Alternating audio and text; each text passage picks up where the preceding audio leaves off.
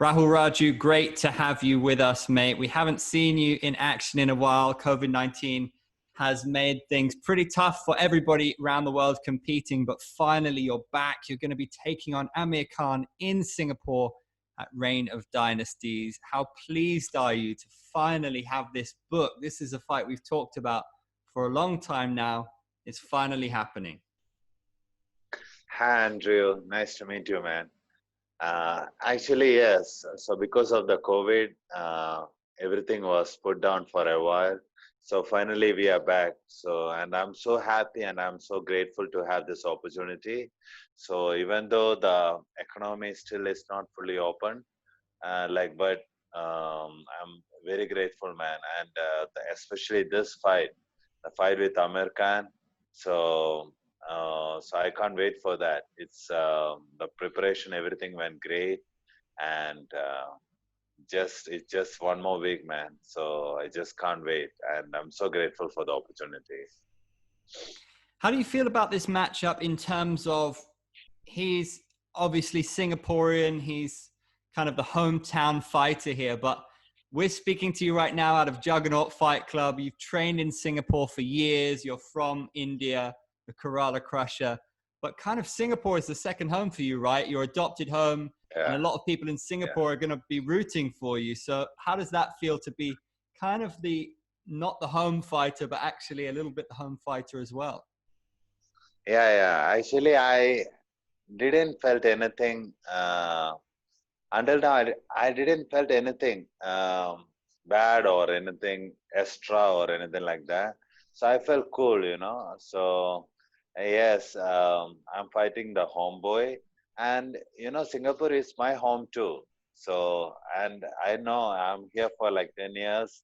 So Singapore is my second home, and um, a lot of people know me, and yes, coaching and fighting out of Juggernaut Fight Club Singapore. So I'm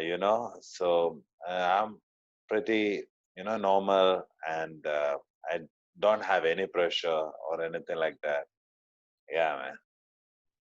How do you feel about the matchup? You're coming into it from 2 victories, and he's coming into it from a loss in his last fight. How confident are you? He's, of course, a big name in one championship. He's been around a while. How confident are you, and how do you feel about the styles? Because you could say grappler versus striker, but actually you're pretty well-rounded as well. Yeah. So actually, the matchup is a great matchup for me. I know his style. He's a Muay Thai style fighter, and his grappling game is very good too. So even though last fight, some fights we cannot um, judge a guy by just by one fight.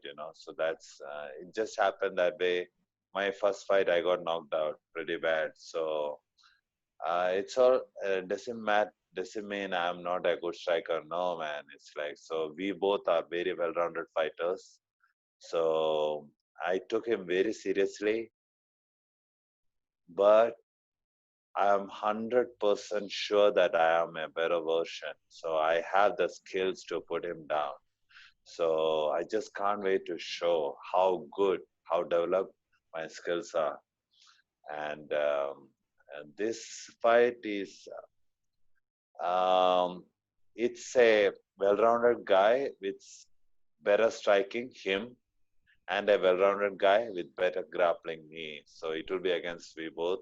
So it will be a great fight for the fight fans, and I just can't wait to show my skills, new developed skills.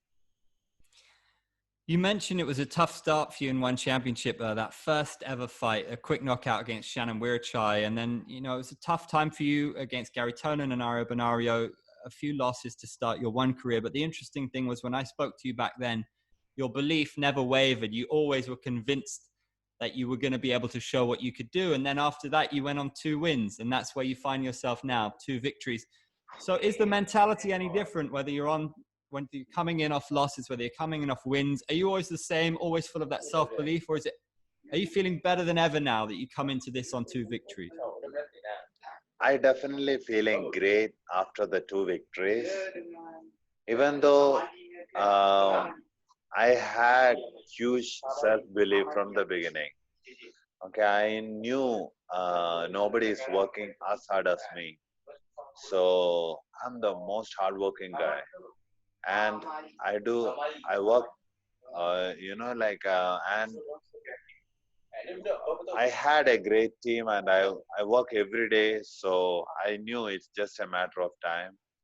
And finally, I have the opportunity, and I got two wins. Yes, my last two wins. I'm pretty happy and pretty confident because of the two wins.